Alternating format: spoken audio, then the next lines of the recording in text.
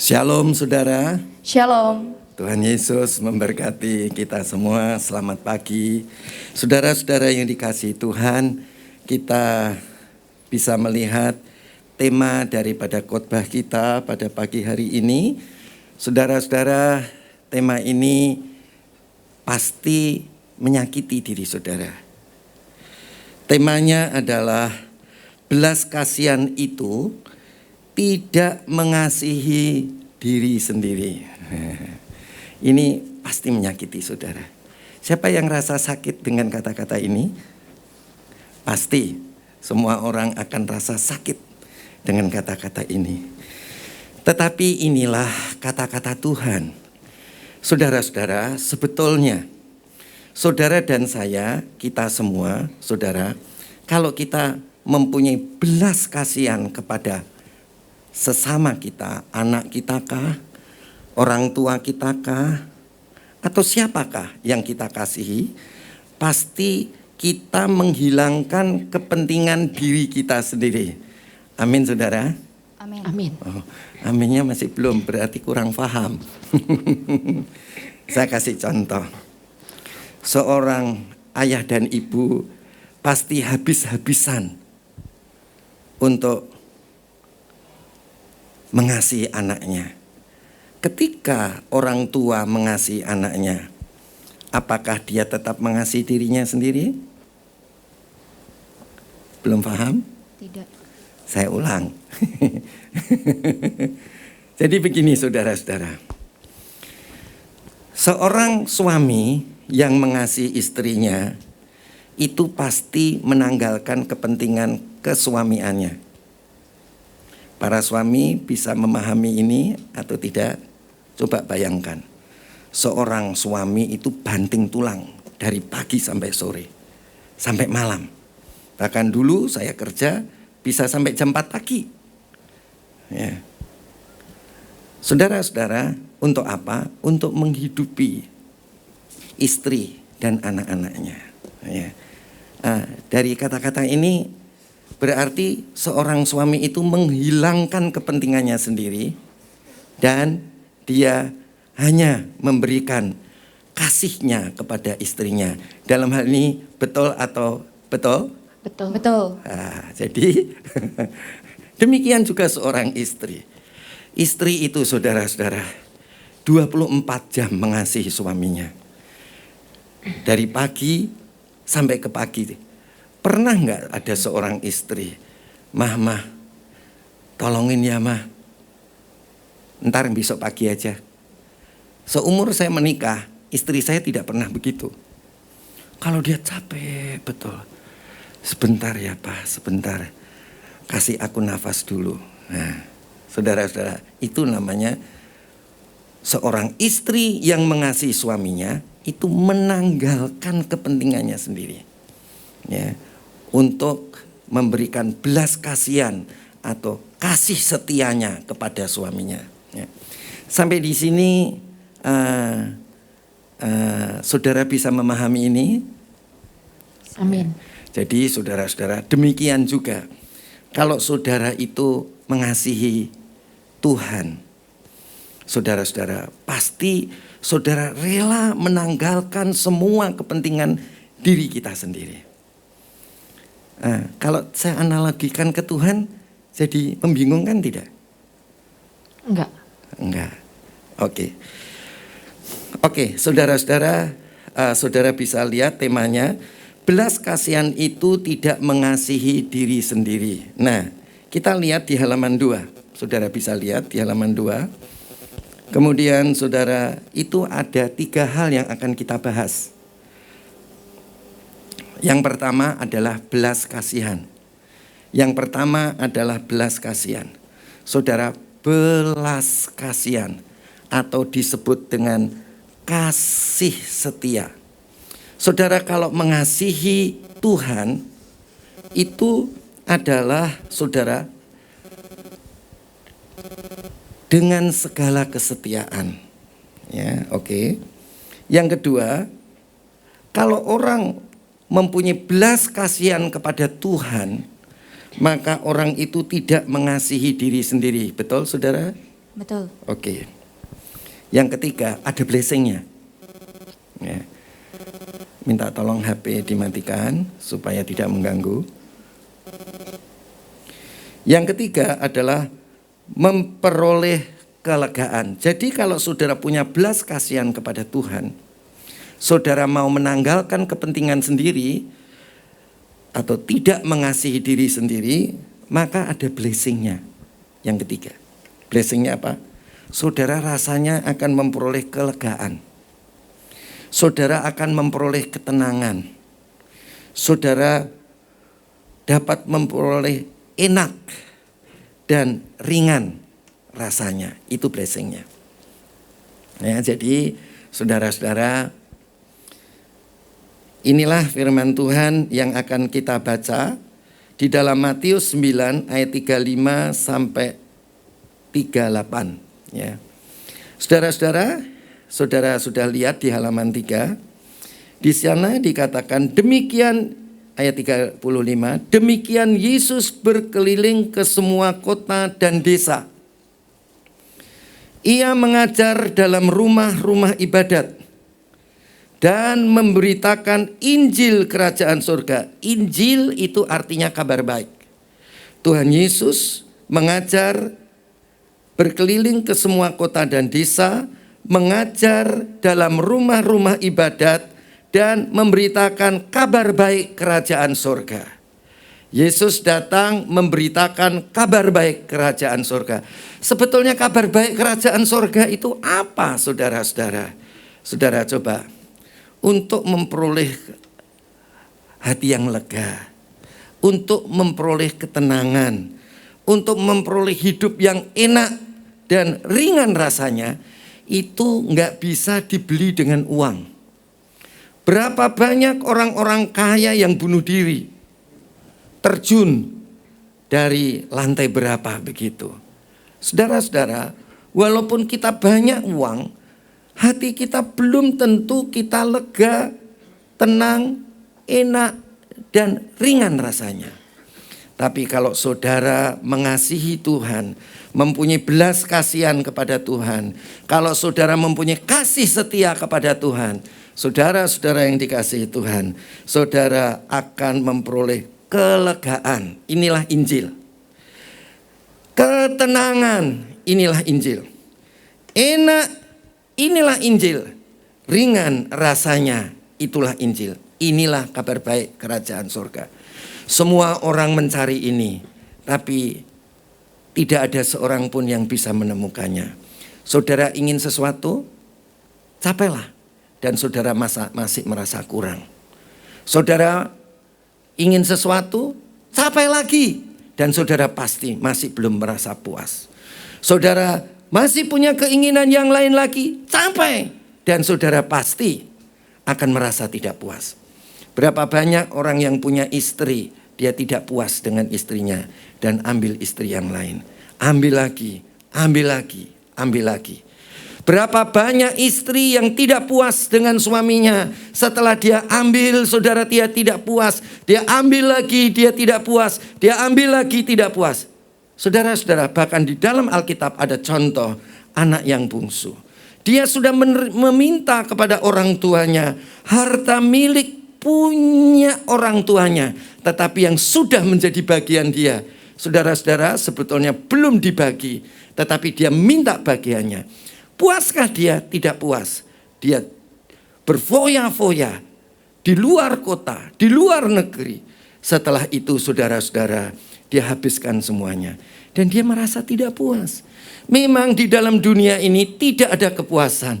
Yang ada kepuasan adalah kabar baik kerajaan surga yang memberikan kelegaan, ketenangan, enak dan ringan rasanya. Saudara-saudara, jadi saudara-saudara, berapapun engkau hebat kepandaianmu, berapapun engkau punya segala sesuatu, tetapi kalau engkau tidak mengasihi Tuhan dan rela menanggalkan kepentingan sendiri, saudara tidak akan puas. Ada yang bilang amin? Amin. Ini saya bilang tadi, ini khotbah yang berat. Ya, ini khotbah yang menyakitkan.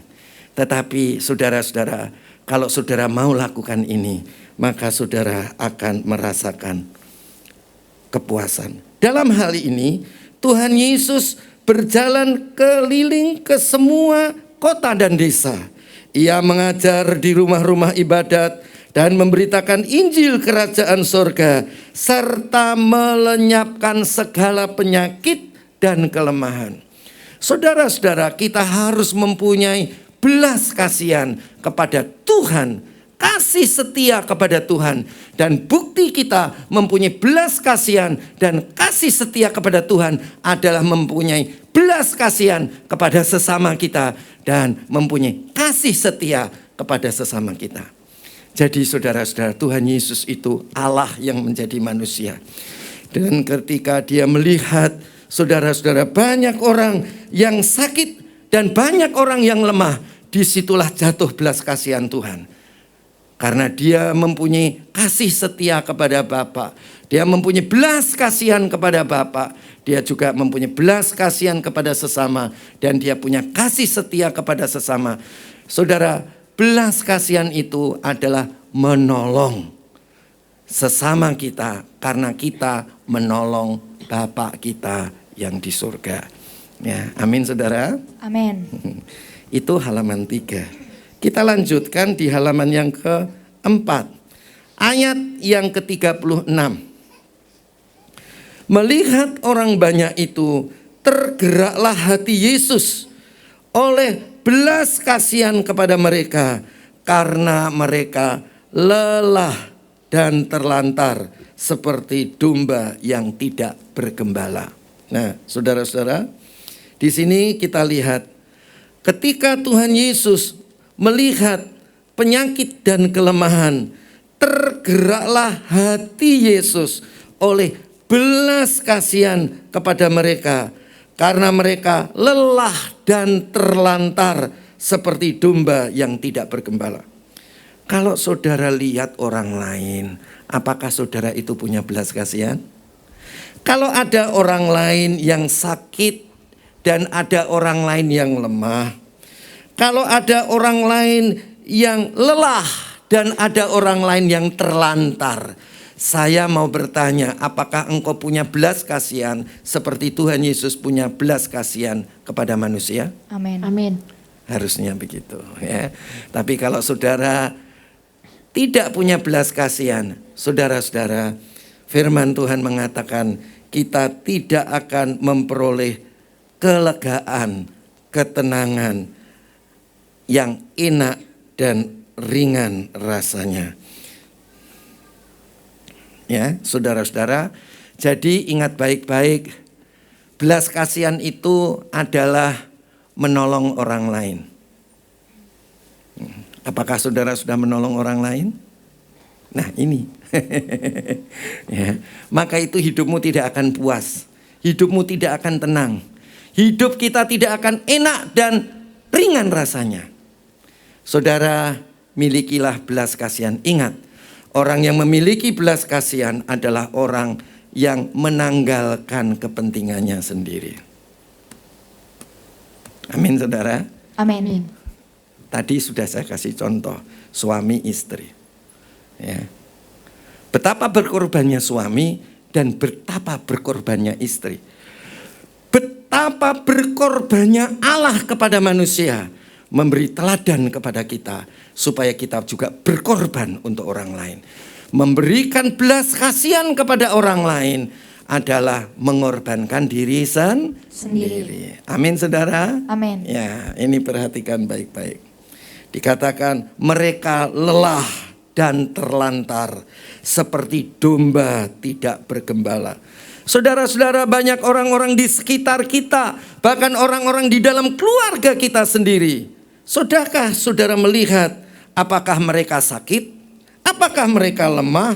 Apakah mereka lelah? Apakah mereka terlantar seperti domba tanpa gembala?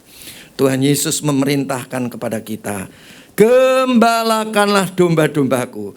Tuhan Yesus bertanya kepada Petrus, Petrus, apakah engkau mengasihi aku? 3 kali dia bertanya.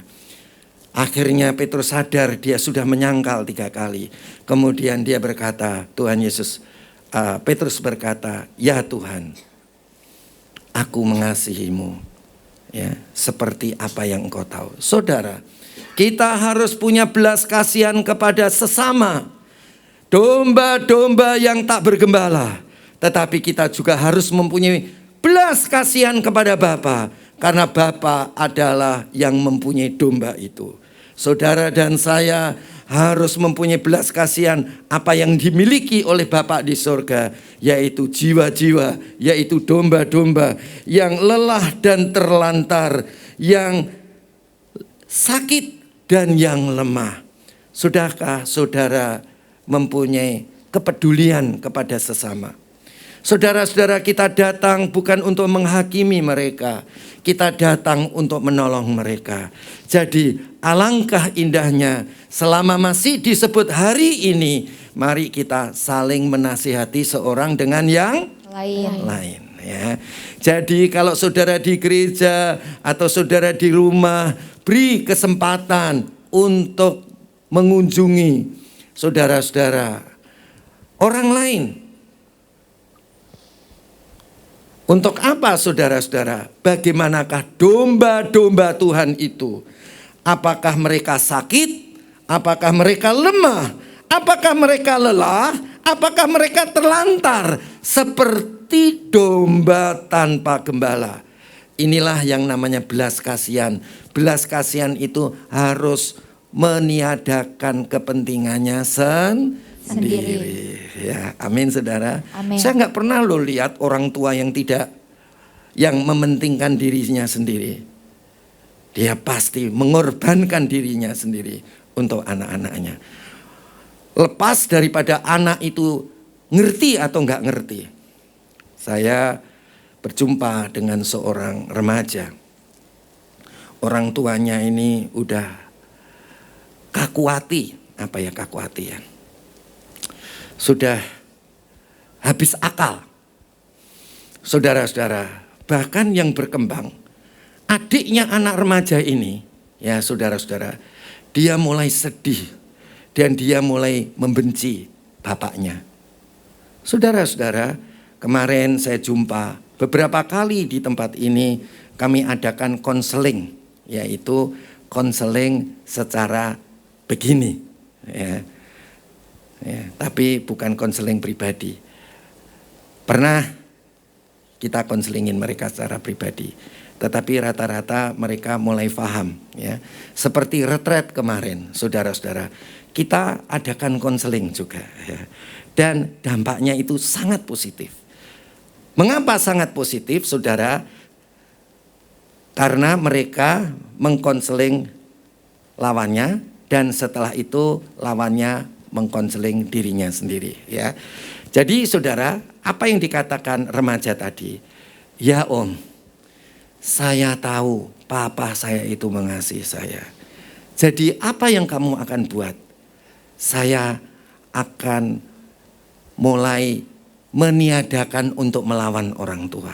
Ya saudara, jadi orang-orang di sekitar kita, saudara-saudara, itu adalah banyak yang lelah, saudara-saudara, yang terlantar, banyak yang sakit dan yang lemah.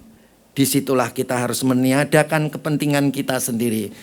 Jangan selalu bilang sibuk, sibuk, sibuk. Saudara, semua sibuk. Ya, nggak ada yang nggak sibuk. Ya. Jangan saudara katakan saya sibuk. Tetapi kalau kerja bisa nggak sibuk, walaupun sibuk, ya saudara-saudara. Orang kerja walaupun sakit, dia tetap masuk. Ya. Tetapi kalau untuk Tuhan sakit, saudara-saudara, apa yang kita tabur pasti kita tuai. Ya. Jadi kita harus belajar mengasihi Tuhan, mempunyai belas kasihan kepada Tuhan. Tandanya kita harus mengasihi sesama kita. Kita harus punya belas kasihan terhadap sesama kita. Itulah namanya belas kasihan. Ya, ingat saudara, belas kasihan itu meniadakan kepentingannya sendiri. Oke, saudara lihat di halaman yang kelima, yaitu ayat yang ke-37. Di dalam Matius 9 ayat yang ke-37, maka katanya kepada murid-muridnya, tuaian memang banyak, tetapi pekerja sedikit. Saudara-saudara, kalau saudara perhatikan betul-betul, orang-orang yang paling dekat dengan kita, suami, istri, orang tua, anak-anak, saudara-saudara, mereka itu saudara memerlukan pertolongan kita. Apa saudara? Memerlukan pertolongan kita. Disitulah saudara-saudara Tuhan Yesus. Tuhan Yesus kan melayani banyak orang. Tetapi saudara-saudara Tuhan Yesus bilang, kalau saya sendiri kerepotan. Maka itu Tuhan Yesus membagi murid-muridnya berdua-berdua untuk menjangkau orang lain. Dan Tuhan Yesus berkata kepada murid-muridnya, tuaian memang banyak, jiwa-jiwa yang sakit banyak, yang lemah banyak, yang terlantar banyak. Tuaian memang banyak, orang-orang yang semacam itu banyak. Tetapi pekerjanya sedikit. Saudara-saudara, apakah saudara mau melayani sesama saudara karena Tuhan? Amin. Apakah saudara mau meletakkan kepentingan saudara untuk kepentingan Tuhan dan sesama? Amin. Itu namanya belas kasihan. Itu namanya kasih setia kepada Tuhan dan sesama. Nah, saudara-saudara, Tuhan panggil kita semua supaya kita menjadi pekerja-pekerja. Amin, saudara. Amin, amin. Saudara bisa melayani orang lain. Saudara belajar konseling. Saudara pasti bisa mengkonseling orang lain, ya.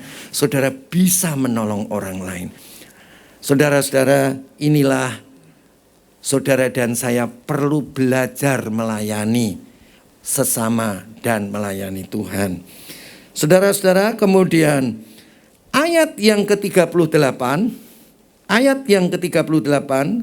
Matius 9:38 ayatnya, karena itu mintalah kepada Tuhan yang empunya tuaian. Saudara, itu jiwa-jiwa itu bukan milik kita, saudara-saudara. Ya, maka itu saudara-saudara, kita harus minta kepada Bapa yang punya jiwa-jiwa itu. Jadi saudara, jiwa-jiwa itu bukan punya kita. Domba-domba itu bukan domba-domba kita. Tapi dombanya siapa, saudara? Tuhan Yesus. Tuhan. Oleh sebab itu, kalau engkau mempunyai belas kasihan kepada Tuhan, pasti engkau punya belas kasihan kepada ciptaannya, kepada yang memilikinya.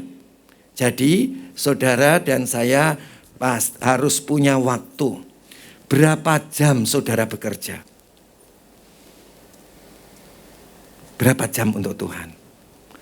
Jangan bisanya cuma baca kitab suci, doa tiap hari, doa tiap hari, doa tiap hari. Baca kitab suci, doa tiap hari. Kalau mau Cuma tumbuh, tidak berbuah. Ya, Tuhan mau. Tuhan melihat pohon ara yang tumbuh dan berakar, lebat daunnya, tetapi tidak berbuah. Tuhan bilang apa? Mulai sekarang tidak ada seorang pun yang memakan buahmu. Alias apa, saudara? Tuhan tinggalkan. Setelah kembali lagi, muridnya berkata, Guru, pohon yang kau kutuk tadi sudah mati. Jangan sampai saudara mati rohani. Ya. Apa itu mati rohani? Kalau saudara tidak berbuah. Ya, ayo berbuah. Saudara tanggalkan kepentingan kita. Saudara sudah jadi orang Kristen berapa lama? Makin meningkat, makin berbuah, atau makin layu untuk menjadi mati. Ya, saudara, kalau saudara tidak cepat bangkit, saudara akan mati. Bukan mati jasmani, tapi mati rohani. Ya, saudara-saudara, mari kita akan lihat poin yang kedua. Poin yang kedua tadi berbicara adalah tidak mengasihi diri sendiri. Orang yang punya belas kasihan kepada orang lain dan kepada Tuhan pasti tidak mengasihi diri sendiri. Saudara, kita akan lihat di halaman 7. Ya. Di dalam Matius 10 ayat 34. Dari sini saudara lihat mengasihi, menyangkal diri sendiri itu seperti apa. Kalau tadi saudara lihat, saudara belas kasihan itu seperti apa? Menjangkau orang lain. Supaya Injil, kabar baik itu mereka terima. Supaya mereka memperoleh ketenangan. Supaya mereka memperoleh kelegaan. Saudara-saudara, kalau saya tanya sama saudara, apakah engkau hatimu tenang? Saya lihat wajah-wajah saudara, ya kan? Ya saudara-saudara, kalau saudara itu tenang itu, wajahnya itu adalah bersinar-sinar. Ya, jadi kulit wajah saudara berseri-seri. Ya, saudara-saudara, ini yang saudara harus paham. Ya, nah saudara-saudara, jadi lihat orang-orang di sekitar kita, bagaimana keadaannya. Apakah selalu hidupnya khawatir, takut, cemas? Nah, itu namanya saudara-saudara belum menerima kabar baik. Ya, saudara-saudara, berilah kabar baik itu kepada orang lain. Apakah saudara sakit? Saudara-saudara, tolonglah orang-orang yang sakit. Saudara, ayat yang ke-34 dari Matius pasal 10 ayat yang ke-34. Di sini kita mendalami tidak mengasihi diri sendiri. Kalau tadi kita mendalami mengenai belas kasihan atau kasih setia baik kepada Tuhan yang dibuktikan kepada sesama. Saudara, kalau baca kitab suci, doa tiap hari, baca kitab suci, doa tiap hari kalau mau tumbuh. Saudara-saudara, itu saudara sebetulnya mau dibilang mengasihi Tuhan, ya, menelantarkan domba-dombanya Tuhan kok, mengasihi Tuhan. Ya, jadi saudara, belas kasihan itu saudara harus bertindak. Itu yang pertama. Tolong orang lain, konseling orang lain. Itu yang pertama. Yang kedua, yang kita sekarang ini adalah mengenai tidak mengasihi diri sendiri. Ya, belas kasihan itu tidak mengasihi diri sendiri. Tidak mengasihi diri sendiri itu apa, saudara? Menyangkal diri. Nah, ini gambarannya menyangkal diri. Gambarannya. Matius 10 ayat 34. Jangan kamu menyangka, ini kata firman Tuhan, bahwa aku datang untuk membawa damai di atas bumi. Aduh, saya kan tadi bilang, khotbah ini menyakitkan. Kalau saudara nggak ngerti. Tapi kalau saudara ngerti, khotbah ini membuat saudara tenang, damai, sukacita. Ya, maka itu saudara, ini khotbahnya Tuhan Yesus. Ini bukan khotbah saya, saudara. Ya, apa yang dikatakan, saudara? Jangan kamu menyangka bahwa aku Yesus datang untuk membawa damai di atas bumi. Aku datang bukan untuk membawa damai, melainkan pedang. Wah, luar biasa ya, saudara. Jadi saudara-saudara, damai itu apa? Kalau damai itu mau menyangkal kepentingan diri sendiri. Kalau saudara menyangkal kepentingan sendiri, saudara pasti damai. Ya. Kalau saudara hanya mementingkan diri saudara sendiri, enggak bakal damai. Kapan suami dan istri itu bisa rukun? Kalau masing-masing menyangkal diri sendiri. Coba kalau masih punya kepentingan diri sendiri, seumur hidup pun perang akan terus terjadi. Ya, tapi kalau saudara bisa menyangkal kepentingan diri sendiri, ya, untuk menggembalakan pasangan hidup saudara, pasti ada damai. Ya, oke, dikatakan, jangan kamu menyangka bahwa aku datang untuk membawa damai di atas bumi. Aku datang bukan membawa damai, melainkan pedang. Dari sini saudara akan telaah pelan-pelan. Halaman yang ke-8.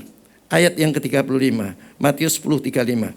Sebab aku datang untuk memisahkan orang dari ayahnya. Ini nyakitin saudara. Kalau nggak ngerti, ya. Tapi kalau ngerti, oh begitu ya caranya, ya. Sebab aku datang untuk memisahkan orang dari ayahnya, anak perempuan dari ibunya, menantu perempuan dari ibu mertuanya. Wah ini sakit loh saudara, ya. Tapi jangan ditangkap telan-telan, ditelaah. Kalau Tuhan Yesus ngomong itu ada makna di baliknya, ya. Ayat 36, apa yang dibilang? Dan musuhnya orang, musuh saudara dan saya, ialah orang-orang seisi rumahnya. Ya, berarti apa saudara? Saudara harus menyangkal kepentingan sendiri. Coba saudara, orang tua mana yang tidak mengasihi anaknya? Nggak ada. Ibu mana yang tidak mengasihi anak perempuannya? Wong anak perempuannya selalu bantu masak. Ya kan? Ibu mertua mana yang tidak mengasihi menantu perempuannya? Wong selalu dibantuin kalau di dapur. Ya kan? Ya saudara, ini mesti ditelaah pelan-pelan saudara, supaya jangan salah, jangan punya asumsi atau persepsi yang salah. Ayat yang ke-37, nah ini yang penting. Barang siapa, ya halaman ke-9, barang siapa mengasihi bapa atau ibunya. Nah ini baru ketemu ini ya, ini ketemu, ini menyakitkan, ini ketemu dan menyakitkan. Barang siapa mengasihi bapa atau ibunya lebih daripadaku, lebih daripada mengasihi Tuhan Yesus, ia tidak layak bagiku. Sakit nggak sakit? Sakit.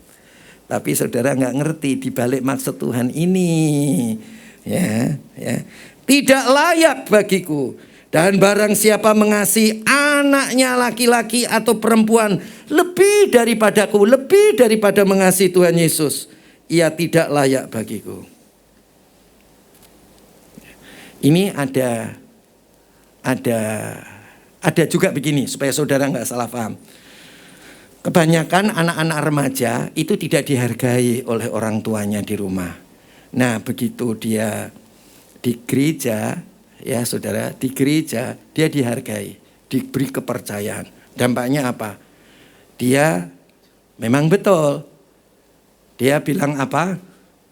Saya mengasihi Tuhan. Dan saya lebih mengasihi Tuhan daripada orang tua. Bukan ini yang dimaksud. Ya. Itu orang yang luka batin itu saudara. Ya. Kalau begitu. Tapi yang dimaksud ini begini. Dia itu adalah si anak ini mengasihi, barang siapa mengasihi bapak atau ibunya lebih daripadaku. Ya. Sebetulnya dia ini beda dengan yang cerita tadi. Ini betul-betul mengasihi orang tuanya. Tetapi gara-gara mengasihi orang tuanya, saudara, karena dia tahu bahwa domba-domba itu adalah milik bapaknya, yaitu Tuhan Yesus, Bapak di surga, maka dia rela meninggalkan orang tuanya.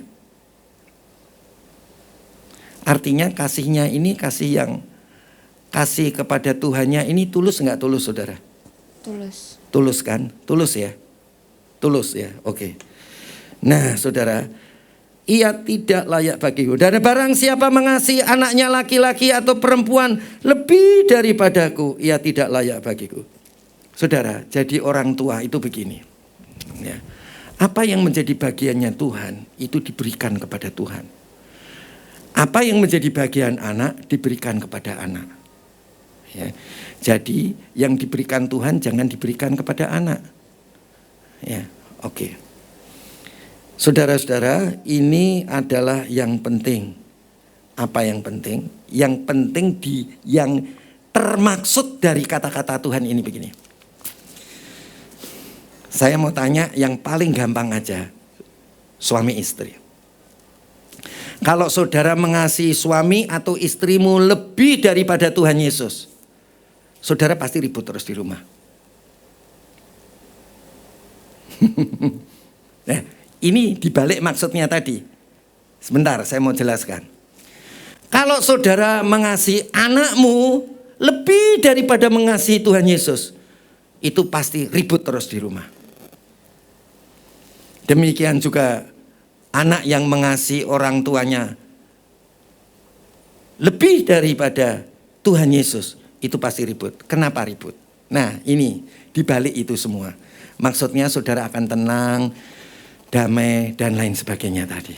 Gini saudara, kalau suami itu mengasihi istrinya, ya, dia lebih mengasihi Tuhan daripada istrinya, apa yang terjadi? Walaupun tadi suami ya, betul saudara, suami lebih mengasihi Tuhan daripada istrinya. Kalau istrinya kayak apapun, saya punya saudara, tapi jangan ditiru ya. Tapi saya punya teman ini teman ini yang ekstrim sajalah ya, yang saya tunjukkan ekstrim. Teman saya ini dulu teman pelayanan, saudara-saudara. Dia sekolah Alkitab, waktu itu saya masih mahasiswa.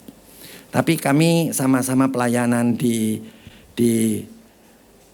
pemuda remaja ya, saudara-saudara. Kemudian setelah itu dia menjadi gembala di sebuah kota yang agak besar di Jawa Tengah. Dan kemudian istri ini kecantol sama pengerjanya. Kabur sampai berbulan-bulan. Karena suami ini mengasihi Tuhan lebih dari istrinya. Tahu nggak saudara? Istrinya itu kembali pada beberapa bulan kemudian. Diusir apa diterima? Diterima. Itu namanya. Ini yang dimaksud Tuhan. Ya, halo, saudara paham? Paham. Pahit nggak pahit? Siapa yang mau mendaftar begitu? Nggak ada kan? Itu maksudnya. Jadi itu maksudnya. Jadi saudara-saudara, kita kan nggak ngerti suatu ketika istri kita kecelakaan buta, lumpuh, tak berdaya. Ini mau kawin lagi nggak enaknya? Karena dia mengasihi Tuhan lebih daripada istrinya, dia tetap melayani istrinya. Saudara bisa nangkep apa yang saya katakan? Ini yang dimaksud, ya saudara-saudara, ini yang dimaksud. Jadi izinkan suami kita, izinkan istri kita, izinkan anak-anak kita, izinkan orang tua kita mengasihi Tuhan lebih daripada kita. Asal jangan yang seperti contoh yang pertama, karena tertolak di rumah, dia cari nama di gereja. Bukan itu, tapi yang dia betul-betul mengasihi orang tuanya. Tapi karena bapaknya yang di surga, Bapak yang di surga, kita itu memelihara jiwa karena Tuhan. Kita memelihara jiwa. Sebetulnya mengasihi keluarganya tidak. Iya, mengasihi keluarganya sungguh-sungguh. Tetapi karena Tuhan, ya, bukan karena tertolak. Ya, karena Tuhan.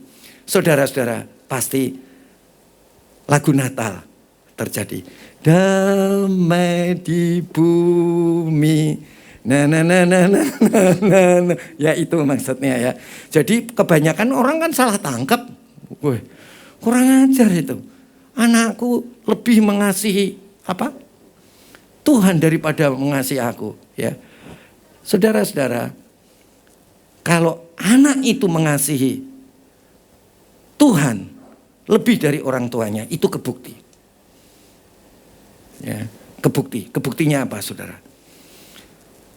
Apapun salah orang tuanya, dia akan berdoa untuk orang tuanya supaya orang tuanya kembali, seperti Bapak Gembala tadi yang mendoakan terus istrinya untuk kembali.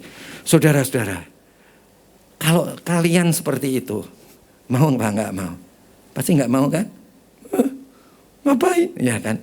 Tapi inilah cinta kepada Tuhan. Itu luar biasa. Ya, amin. Oke. Ini halaman berapa tadi? 9. Sekarang halaman yang ke-10. Ayat yang ke-38 dari Matius 10 ayat 38. Barang siapa tidak memikul salibnya. Wah, ini salib lagi. Salibnya, salibnya selama mulia dosaku disucikan oleh darah Yesus. Barang siapa tidak memikul salibnya. Apa sih ini salibnya? Ya, saudara, tadi saudara sudah lihat salib kita. Ya. Tidak memikul salibnya dan mengikut aku, ia tidak layak bagiku. Salibnya apa, saudara? Salib, saudara bisa lihat di halaman 11. Arti memikul salib mereka. Jadi kita harus pikul salib. Coba hubungannya sama suami, istri, orang tua, anak seperti apa? Sangat mengasihi. Tapi dibanding dengan kepada Bapa yang memiliki segala sesuatu, jiwa-jiwa yang dimilikinya, dia lebih mengasihi Bapaknya daripada mengasihi keluarganya sendiri. Saudara, itulah salib. Apa itu salib? Arti memikul salib, salib mereka, salibnya kita. Saudara pasti punya salib. Saudara punya orang-orang yang saudara kasih, amin? Amin. Ya, ada yang mengasihi anaknya, orang tuanya, mantunya, anaknya, cucunya, cicitnya, ya begitu saudara. Arti memikul salib mereka, Tuhan meminta mereka memikul salib mereka dan mengikuti Dia. Artinya yaitu mengambil kehendak Allah dan mengesampingkan diri sendiri. Jadi salibnya apa, saudara? Mengesampingkan dirinya sendiri. Ya. Mengesampingkan kepentingannya sendiri. Kepentingannya apa, saudara? Itu kan tadi saudara baca. Mengasihi orang tuanya, anaknya, suaminya, istrinya. Itu mesti dikesampingkan, saudara-saudara. Nah, kalau saudara mengesampingkan, itu kalau bukan karena luka batin, bukan karena luka batin, saudara akan bisa berkorban totalos. Berkorbannya kok totalos. Seluruhnya, ya. Saudara bisa mengasihi seluruhnya. Seperti contohnya tadi, berzina. Ini berzina dengan pengerjanya sendiri. Anak buahnya sendiri kabur berbulan-bulan, ditunggu-tunggu, didoakan terus oleh gembalanya dan seluruh jemaatnya. Jadi kalau saudara nggak bisa menerima suamimu, istrimu, anak dan orang tuamu, ya, dan melayani dia supaya dia tidak terlantar dan sakit dan lelah, saudara-saudara, itu artinya engkau tidak mengasihi Tuhan. Amin. Tidak mau memikul Salib. Ya. Amin, saudara. Amin. Puji Tuhan. Nah, saudara-saudara, mari kita lanjutkan. Tetapi kelihatannya kita tidak bisa lanjutkan. Sebentar, saya akan lihat saudara dulu. Coba saudara lihat di tadi halaman berapa, saudara? 11. Sekarang coba saudara halaman yang ke-12 ayat 39. Barang siapa mempertahankan nyawanya, nyawa, yaitu orang-orang yang kau kasihi, ia akan kehilangan nyawanya. Dan barang siapa kehilangan nyawanya karena aku, korban, ia akan memperolehnya. Jadi apa yang kau tabur pasti engkau tuai, ya kan? Saudara-saudara, itu kita mengasihi Tuhan itu pasti kita bisa mengasihi keluarga kita total. Kalau kita mengasihi Tuhan. Ya, jadi hati-hati kalau engkau dikasihi oleh pasanganmu, oleh keluargamu, mengasihi engkau lebih dari Tuhan. Ya, pasti ada maunya. Tapi kalau sudah engkau tidak punya apa-apa, engkau akan ditinggal. Tapi kalau orang itu mengasihi Tuhan lebih dari kita, orang itu seperti apapun kita jatuhnya, dia akan tetap mengasihi kita. Dia akan berkorban untuk menolong kita. Amin, saudara? Amin. Amin? Amin. Amin, sungguh enggak ini? Oke, ya saya tidak menyampaikan firman. Kata-kata saya menyampaikan perkataan Tuhan. Ayat 40, halaman 13. Barang siapa menyambut kamu, ia menyambut aku. Dan barang siapa menyambut aku, ia menyambut dia yang mengutus aku. Jadi kalau engkau cinta sama Tuhan, itu saudara-saudara, itu artinya saudara menyambut Tuhan Yesus. Ya, dan siapa yang menyambut Tuhan Yesus, dia gini, barang siapa menyambut kamu, ia menyambut aku. Jadi kalau engkau mengasihi Tuhan, ya, saudara-saudara,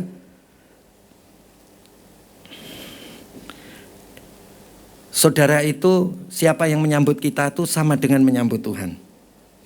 Dan barang siapa yang menyambut aku, menyambut Tuhan Yesus, ia menyambut dia yang mengutus aku. Siapa yang menyambut Tuhan Yesus, menyambut Bapa yang di surga. Jadi saudara, kalau saudara itu mengasihi Tuhan lebih dari semuanya, melampaui kepentingan saudara sendiri, itu saudara itu Tuhan lihat seperti Stefanus. Coba saudara lihat Stefanus dibunuh karena Tuhan. Paulus akan membunuh jemaat yang lain. Terus bilang apa Tuhan Yesus sama Paulus yang disebut Saulus? Saulus, Saulus, mengapa engkau menganiaya aku? Siapa engkau Tuhan? Ya kan? Nah, saudara-saudara, Yesus itu kalau ada orang yang mengasihi Tuhan Yesus dianiaya, itu sama dengan menganiaya Tuhan Yesus. Jadi kalau kita mengasihi Tuhan Yesus, itu kita itu jadi anggota tubuhnya. Ya. Kalau orang menyambut anggota tubuhnya sama dengan menyambut kepala, yaitu Tuhan Yesus. Siapa yang menyambut kepala berarti dia menyambut Bapaknya yang mengutus. Sampai di sini paham saudara? Amin. Jadi saudara-saudara, kita harus tahu hal ini. Ayat yang ke-41. Barang siapa menyambut seorang nabi sebagai nabi. Nah, nabi itu kan mengasihi Tuhan lebih dari semuanya. Ya. Barang siapa menyambut nabi sebagai nabi, ia menerima upah nabi. Dan barang siapa menyambut orang benar sebagai orang benar, ia akan menerima upah yang benar. Upah orang benar. Jadi saudara-saudara, kalau ada orang benar, sambutlah dia. Ya, jadi saudara sama dengan mendapat upah orang benar. Sama dengan saudara menyambut Sang Kepala Tuhan Yesus. Sama dengan saudara menyambut Bapa di surga. Jadi kalau saudara punya pemimpin saudara itu berkata benar atas nama Tuhan. Dan karena dia tidak mementingkan dirinya sendiri, tetapi mementingkan Tuhan. Kalau saudara bantah, sama dengan apa saudara? Saudara tidak menyambut Tuhan Yesus dan tidak menyambut Bapa di surga. Siapa yang paham angkat tangan? Saudara mesti tahu ini, ya kan? Jadi jangan saudara bilang ini demokrasi. Ini dadaku mana dadamu? Jangan saudara. Ya, itu jangan. Saudara itu kenal Tuhan. Kalau saudara nggak kenal Tuhan nggak apa-apa. Tapi kalau saudara kenal Tuhan, saudara kita terapkan begini caranya. Kalau kita ngomong sama orang, mata ketemu mata, telinga ketemu mulutnya mereka. Ya, kita dengar, kita lihat. Satu. Tapi pikirannya kemana saudara? Jangan pikirannya kemana-mana. Pikirannya kemana saudara? Ke roh. Ke roh. Jadi begini, kalau dalam situasi tidak menentu begitu ya saudara. Saudara itu harus pikiran saudara taruh ke atas roh. Apa yang dikatakan roh? Apa yang dikatakan roh? Sambil terus berdoa dalam bahasa roh. Terus. Jadi saudara itu bisa membaca situasi kondisi. Hanya cukup pikiranmu engkau taruh di dalam roh. Dan mulut saudara berkata-kata dalam bahasa roh. Ya, nanti kata-kata dalam bahasa roh itu nanti Tuhan akan ubah menjadi menafsirkan bahasa roh atau nubuatan. Tetapi saudara-saudara, yang pikiran saudara itu saudara taruh ke atas roh. Pikiran saudara itu kayaknya tahu itu sikonnya kayak apa. Ya, saudara bisa menangkap apa yang saya katakan. Ya, kalau yang sudah lupa supaya ingat lagi. Amin, haleluya, praise the Lord.